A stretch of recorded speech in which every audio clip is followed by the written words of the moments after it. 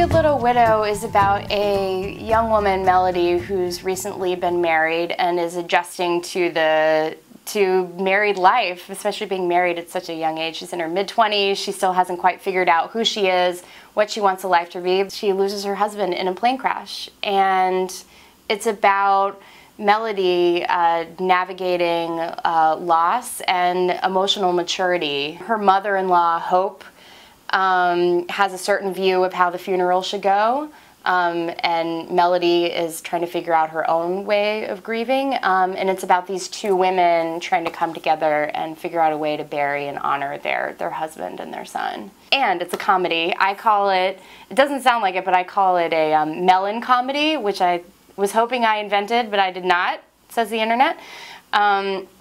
So as much as it is about loss, and as much as it is the story of a funeral, there's also lots of humor, because I think that even the saddest times in life can be deeply hilarious, and they should be, to survive them.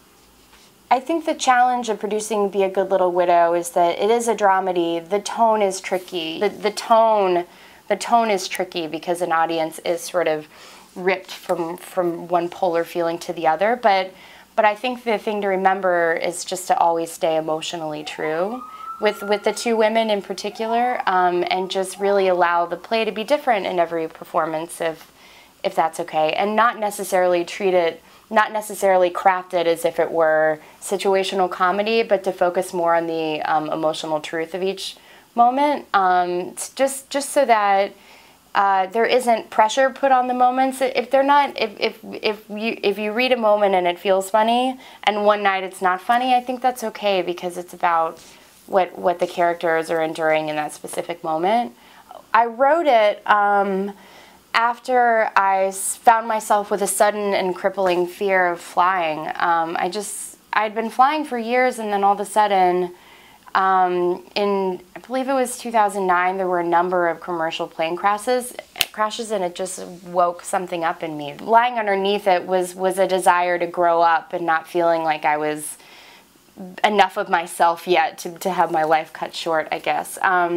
So I figured it was really on my mind, so when something is really terrifying me, I have to write about it to kind of put myself in the worst situation, just to sort of like have it be out there in the world so it's a little less scary. And I decided it would be too ironic for me to die in a plane crash. At that point in my life, I had never been to a funeral. I had never been married. I had never lost a husband. So it was a lot of just me imagining how I would operate in that situation if that happened to me. The first production at Ars Nova, a group of widows came to see the play. And there were a lot of tears, but mostly just when I spoke to them after, they just were shocked that I had not been through it, because they felt it made them feel understood.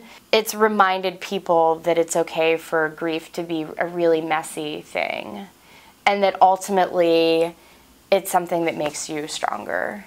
So there's always something good on the other side of horrible pain.